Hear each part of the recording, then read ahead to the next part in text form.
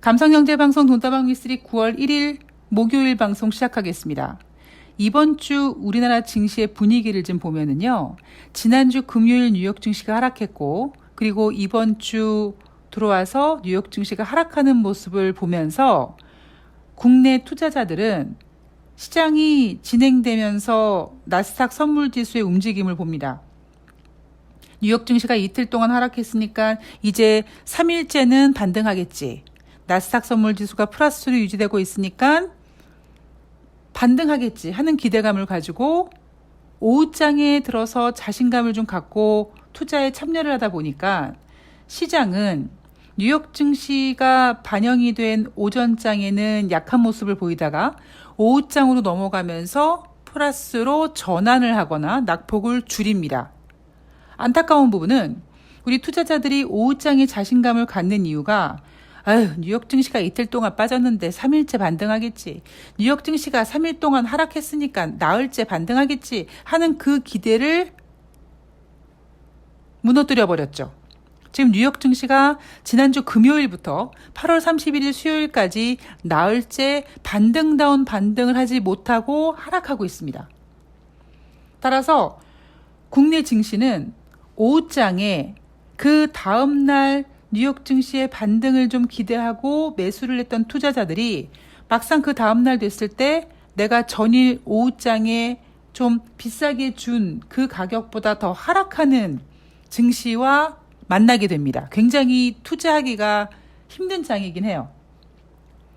아주 만만치가 않습니다. 자, 제가 어제 방송에서 2008년도 금융위기 이후에 연준이 시장에 풀린 유동성을 어떻게 회수를 했으며 어떤 부분에서 놓쳤으며 그런 과정 속에서 밀린 숙제를 제때하지 않고 막판에 지금 긴급하게 하려다 보니까 공격적인 금리 인상을 단행하고 있고 더 하겠다고 하고 있고 따라서 지금 전 세계가 이 지경이 되고 있는 것이다. 이런 이야기를 해드렸습니다. 시장의 이슈를 좀 보면은요. 지난주 금요일 뉴욕 증시가 3대 지수가 3%대 크게 하락했죠. 이유는 뭐였냐면 바로 잭슨홀 미팅에서 제롬 파월 연준 의장이 인플레이션 2%를 잡기 위해서 금리 인상을 계속 하겠다라고 했습니다. 그럼 지금 인플레이션 수치가 8.5인데 2% 될 때까지 금리 인상을 하겠다라는 얘기는 9월 달에도 자이언트 스텝을 할 가능성이 있다라고 생각을 하게 된 거고요. 투자자들은 물론 인플레이션을 잡기 위해서 9월 달 혹은 11월 달, 12월 달 연준이 금리 인상을 하겠지만 그래도 내년에는 금리를 좀 인하하지 않을까 하는 기대를 가지고 있었고 내년의 금리 인하 기대감을 증시에 반영을 해서 좀 미리 땡겨서 7월 말부터 8월 달까지 증시가 반등을 했는데 막상 잭슨홀 미팅에서 제롬 파월 연준 의장은 웃기지 마. 어떻게 지금 금리 인하를 하냐? 금리 인상 계속 할 거야. 라고 말해버리는 바람에 주식시장이 실망감 때문에 하락했다. 즉 그 얘기는 다시 얘기해서 연준이 공격적인 금리 인상을 계속 한다라는 이슈가 시장 분위기에 반영이 됐습니다. 그런데 8월 30일 화요일 증시부터 뉴욕 증시는 연준의 금리 인상이라는 이슈에서 경기 침체라는 이슈로 아주 자연스럽게 지금 이슈가 바통을 넘기고 있습니다. 8월 31일 수요일 뉴욕 증시 장 초반에는 혼조세로 시작을 했는데 반등다운 반등 제대로 하지 못하고 지금 나흘째 하락했고 8월 31일 수요일도 다우지수가 0.88, S&P 500이 0.78, 나스닥이 0.56% 하락했습니다. 8월 31일 수요일 뉴욕 증시가 하락한 이유는요. 경기 침체 우려감 때문에 하락한 겁니다. 오늘 기준으로 9월달 FOMC D-Day 19일 남았습니다. 제가 FOMC 9월달 회의 한 50일 정도 남았을 때 제가 여러분들께 가장 먼저 얘기해드렸던 게 뭐냐면 여러분 9월달 FOMC 회의가 한참 남았습니다. 저 지평선에서 보이지도 않아. 이제 머리 꽁댕이 조금 보이기 시작했다. 한 40일, 30일 정도 되면서 이제 얼굴이 보인다. 그러니까 금리 인상은 하긴 할 거다. 그런데 과연 가슴팍에 75bp라고 써 있느냐, 50bp라고 써 있느냐, 이거는 우리가 좀 확인을 해야 된다. 7월 말부터 8월 중순까지 증시가 반등한 이유는 내년의 금리 인하가 아니라 9월달 FOMC 회의가, 즉 증시가 금리 인상이라는 부담감으로부터 좀 자유로워질 수 있었기 때문이다. 이거죠. 자, 이제 19일 남았습니다. 이날은요, 클리브랜드 연방은행 총재 발언이 시장에 영향을 끼쳤는데요. 연준이 내년에 연방기금 금리, 즉 금리를 인하할 것으로 예상하지 않는다. 어이, 투자자들, 떡 줄 사람은 생각하지도 않은데 왜 김칫국부터 마시고 딸꾹질하니? 이렇게 얘기하고 있는 거죠. 금리 인상 등으로 미국의 경제 성장률이 2%보다 훨씬 낮은 수준이 될 것이다. 이 얘기는 뭐냐면 제롬 파월 연준 의장이 얘기했던 인플레이션을 잡기 위해서 금리 인상을 하는 과정에서 일부 고통이 좀 따를 것이다. 따라서 실업률이 오르고 금융시장이 계속해서 변동성을 나타낼 것이다 라고 얘기하고 있습니다.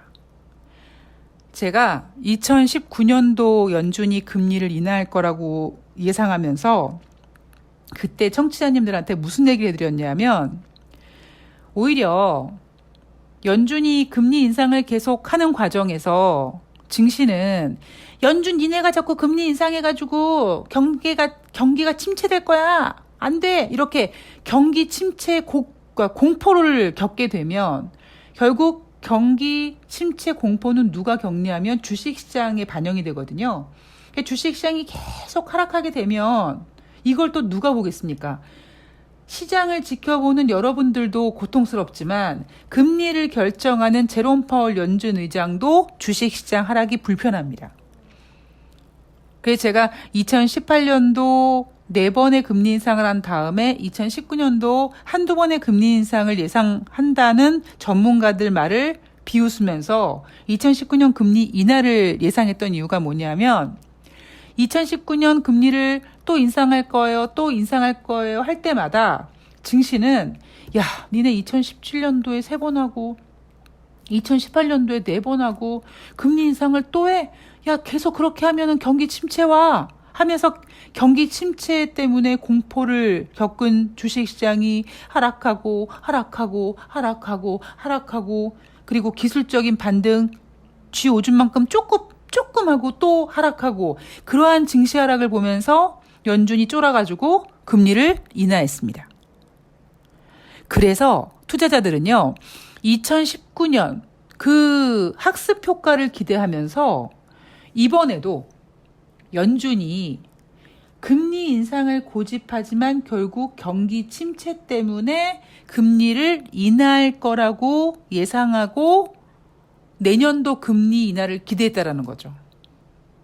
그런데 제 생각은 2019년도와 지금 2022년도는 더 달라요. 그러니까 제가 그때 2019년도에도 청취자님들한테 인류 역사상 한 번도 겪어보지 못했던 유동성이라는 얘기를 했단 말이에요.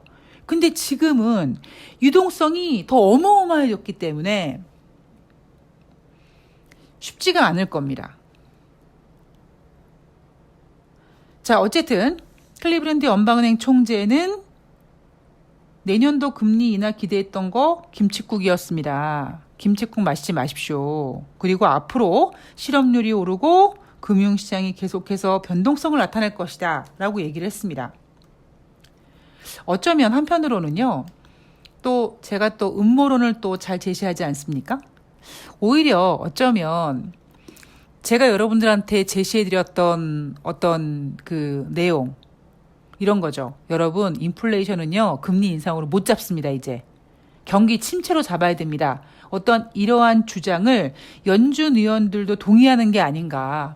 연준 의원들이 계속 금리 인상할 거예요 라고 얘기하는 게 아니라 더해서 금리 인상 계속 할 건데요. 금리 인상하면 경기 더럽게 안 좋아하실 거예요 라고 얘기하면서 지금 시장에 공포를 주고 있는 거죠. 시장에 공포를 주면 주식시장이 하락하고 주식시장이 하락하면서 경제적인 이 경제 상황이 더 위축되고 그리고 어떤 이런 심리적인 작용이 자연스럽게 인플레이션을 꺾여주는. 근데 이게 사실요. 2018년도, 2019년도에는요, 굉장히 자연스러웠어요. 그러니까 2018년도에 4번의 금리 인상을 하고 2019년도 한 번, 두 번 정도 더 금리를 인상해도 되겠지라고 생각을 했는데 금리 인상 얘기 나올 때마다 증시가 막 꺾이고 경기 침체 얘기 나오고 그러니까 연준이 자연스럽게 금리를 25bp 인하했거든요. 그러니까 그동안 연준이 2008년도 금융위기 이후부터 뭐 그때는 이제 돈을 풀었을 때니까 2015년 12월 달에 금리를 처음 인상했을 때 그리고 2016년, 2017년, 2018년 이렇게 금리를 쭉 인상했을 때 걔네들이 인상한 폭은 25bp였어요. 25bp를 넘어간 적이 없습니다.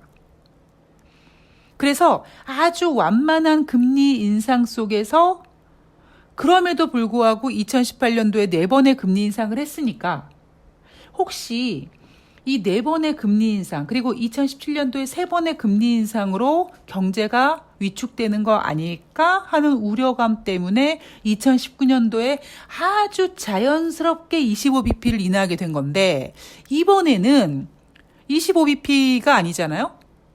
이미 5월 달에 50bp, 6월 달, 7월 달 75bp씩 지금 너무나 아주 공격적이고 과격하게 금리 인상을 하기 때문에 여기서 만약에요. 경기 침체 우려감으로 금리를 인하하겠습니다. 그래서 뭐 25bp를 인하한다고 칩시다. 예를 들면 가정하에.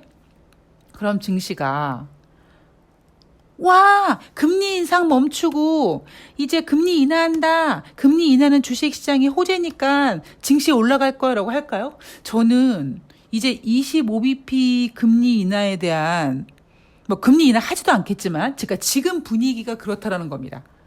그러니까 2016년, 17년, 뭐 18년 그때 그리고 하물며 2019년 금리를 인하할 때도 고작 25bp였는데 지금은 25bp 가지고 어린 반푼어치도 없죠. 5월달 50bp, 6월달 75, 7월달 75 금리 인상을 이렇게 자이언트 스텝을 하고 있는데도 불구하고 연준이 목표로 하고 있는 인플레이션 2% 한참 남았고 과연 2% 만들 수 있을까 하는 우려가 들 정도잖아요. 따라서 지금 혹시 투자자들이 2019년처럼 그렇게 경기 침체 이야기 나오면 연준이 자연스럽게 금리 인상을 멈추고 인하하지 않을까? 이런 학습 효과가 다시 또 이루어지기는 좀 어렵지 않을까 싶습니다. 제가 그래서 어제 방송에서 유동성을 제대로 회수 못했고 그 과정 속에서 어찌 보면 더 회수해야 되는데 뭐 순서라든가 횟수를 좀 놓쳤고 그 과정에서 코로나19를 만나는 바람에 다시 돈을 더 푸는 지경이 돼서 오히려 2019년과 지금의 유동성은 또 비교할 수 없을 만큼 또 엄청나게 커졌기 때문에 이제 더 이상 연준의 금리 인상으로 인플레이션 잡기는 더더더 어려워졌다. 그럼 뭐가 있을까요, 진짜? 완전한 경기 침체. 그냥 단순히 경기 침체가 아니라 어떤 충격 요법. 뭐 우리 그동안의 이 주식시장 경제에서 역사상 충격 요법을 보면 9.11 테러라든가 아니면 2008년도 금융위기, 그다음에 유럽발 금융위기 이런 거 있지 않습니까? 그러니까 이렇게 시장을 그러니까 그냥 자연스러운 경기 침체는요. 되게 오히려 저는 생각하지 않습니다. 자연스러운 경기 침체라는 건 없다고 생각을 하거든요. 이런 과정에서 어딘가 이제 깜빡깜빡 비상등이 켜지고 그 비상등이 이제 빵 하고 터지면 시장에 충격을 줄 것이고 그 충격에 따라서 아주 자연스럽게 인플레이션이며 이런 모든 이 자산시장의 버블이 이제 꺼지는 거죠. 물론 그 과정 속에서 제가 이야기를 지금 굉장히 예쁘고 재밌게 하지만 그런 과정 속에서 분명히 상처받고 돈을 잃어서 목숨을 잃는 분들도 분명히 계실 겁니다. 그런데 그거는요, 안타깝지만 어쩔 수 없는 그냥 인간이 역사를 되풀이할 때마다 똑같이 진행되는 상황입니다. 반복되는 거죠. 그렇기 때문에 오히려 정말 돈다방 미스리 들으시는 분들은 그런 경험을 많이 갖고 있는 미스리가 여러분들께 해드릴 수 있는 거는 그렇게 해서 똑같이 되풀이되는 역사에 대해서 반복하지 말자. 좀 지혜롭게 많이 먹지는 못할지언정 최소한 좀 덜 잃고 그리고 덜 잃지만 너무 비관적이지 않게 좀 기다릴 줄 알고 다음을 모색할 수 있는 그런 지혜로운 투자자가 되자라고 지금 제가 이 방송 하고 있는 거잖아요. 자, 이날 발표된 경제 지표를 보면은요. ADP 민간 고용 보고서가 발표가 됐습니다. 8월 달 민간 부문 고용 전월 대비 13만 2천 명이 증가됐는데 부진하죠. 물론 8월 달 시카고 PMI 지표는 전월 대비 소폭 상승해서 52.2를 기록했습니다. 기준선이 50인데 52.2고 전월 대비 소폭 상승했다라고 하지만 PMI 지표나 이런 것들이요.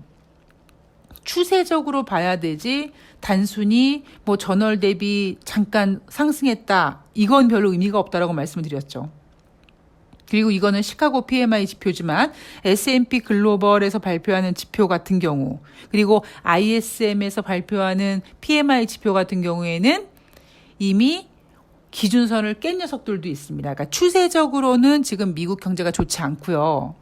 이제 고용지표를 봐야 되는데 6월달 고용지표, 7월달 고용지표, 노동부에서 발표하는 이 고용지표 모두 맨 처음에 예상치를 25만 명 증가라고 했는데 6월 달에는 30만 명대 그리고 7월 달에는 50만 명대가 더 증가된 비농업자 고용자 지수를 발표했고 그런 지표를 보고 뉴욕 증시는 경기 침체에 대해서 걱정하지 않게 된 거죠.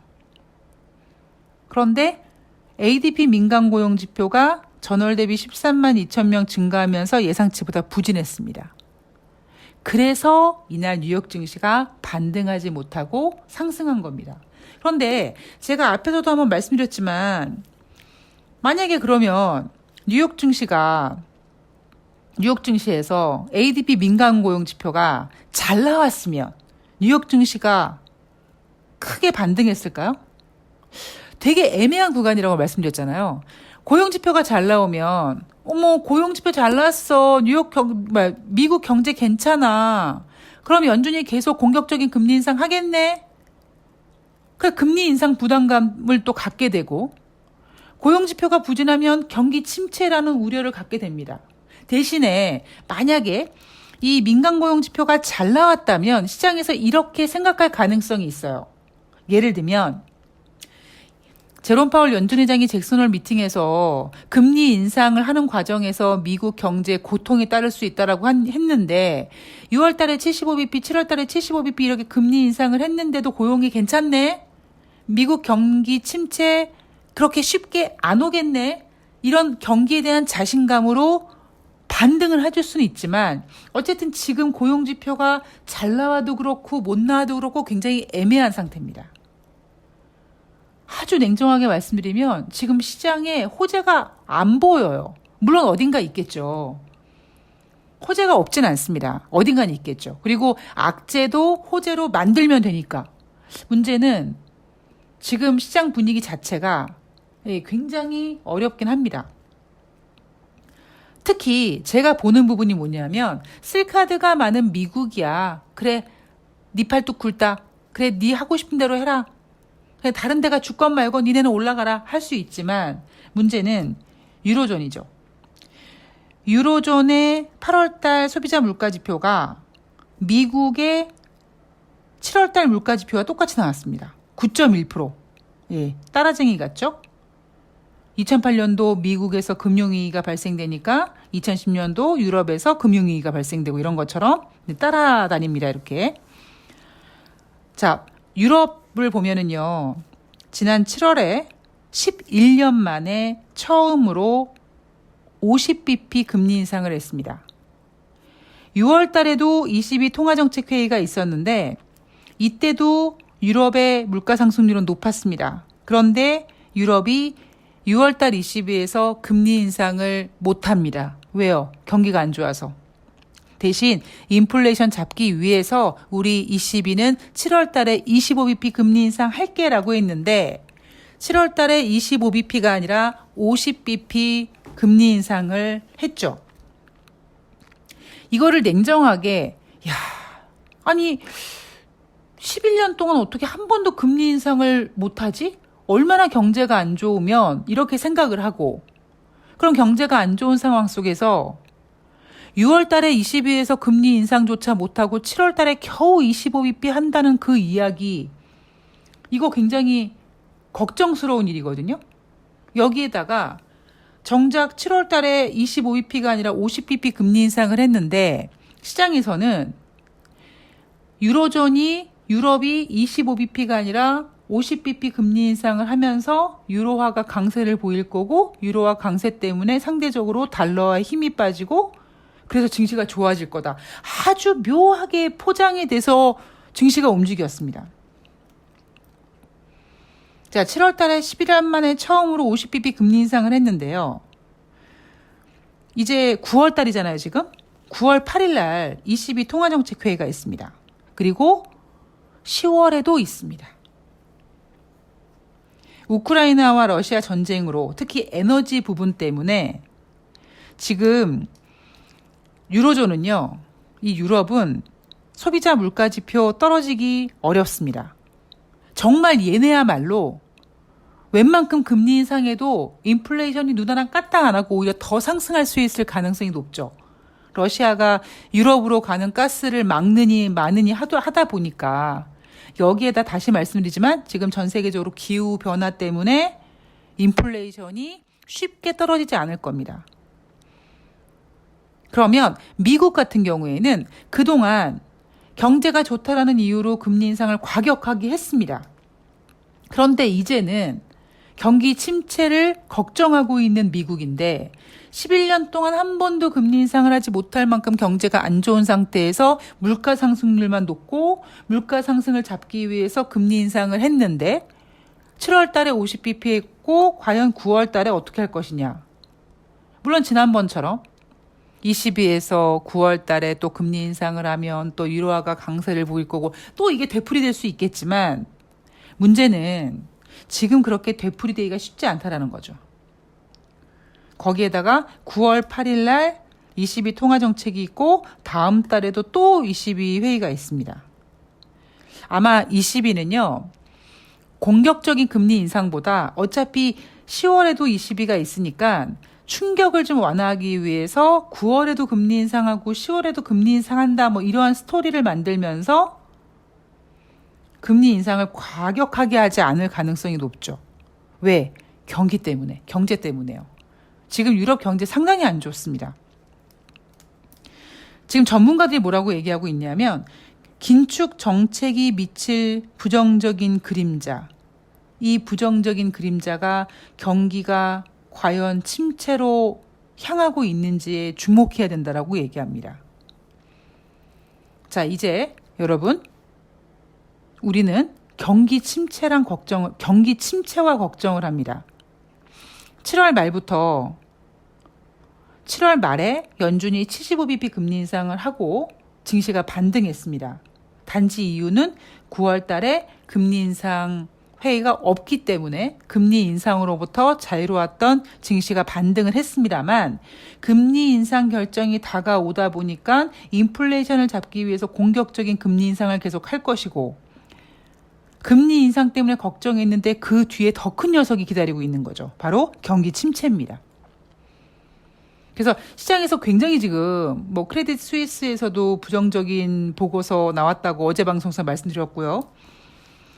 뭐 뉴욕 증시 전문가들도 경기가 침체로 향하고 있는지 주목해야 된다라고 얘기하고 있기 때문에 투자 심리가 굉장히 위축되고 있습니다. 문제는 뭐냐면 우리 대한민국 주책바가지 증시는 그냥 뉴욕 증시가 3일 동안 빠졌으니까 반등하겠지 이런 거 가지고 그냥 전략 후강의 모습을 보이면서 투자 심리가 굉장히 정신 못 차리고 뒤숭숭하게 만들고 있는 거죠. 빠질 때는 확실히 빠져야 됩니다. 제가 아까 그 경기 침체라는 이슈가 결코 주식시장에 좋은 이슈가 아니에요. 가랑비에 옷 젖듯이 진짜 지루하게 오래 갑니다. 아예 그럴 바에는 충격적인 거 하나 빵 터져가지고 그냥 물갈이 한번 하는 게 훨씬 더 좋습니다. 그래서 과연 이 경기 침체 이슈가 얼마까지 버텨줄지 저는 경기 침체 이슈라기보다 또 경기 침체 뒤에 분명히 경기 침체를 아는 어떤 그 폭탄이 하나쯤은 기다리고 있을 거라고 생각을 합니다. 제가 올해 이슈를 첫 번째는 인플레이션이고 두 번째는 미국의 정치적인 불확실성이라고 말씀을 드렸잖아요. 제가 작년 연말에 2022년 경제 이슈가 인플레이션이 아니라 디폴트라고 했군요. 디폴트라고 말씀을 드리면서 2022년 경제 화두가 디폴트가 되긴 할 텐데 그 디폴트가 막 시장을 막 엄청 망가뜨릴 만큼은 아닐 거다. 즉 우리가 뭐 2011년도에 그리스 디폴트 이런 것처럼 증시에 큰 충격은 주지 않을 거다라고 했는 것처럼 진짜 러시아 디폴트 얘기가 나왔습니다만 시장이 그렇게 충격받진 않았었습니다.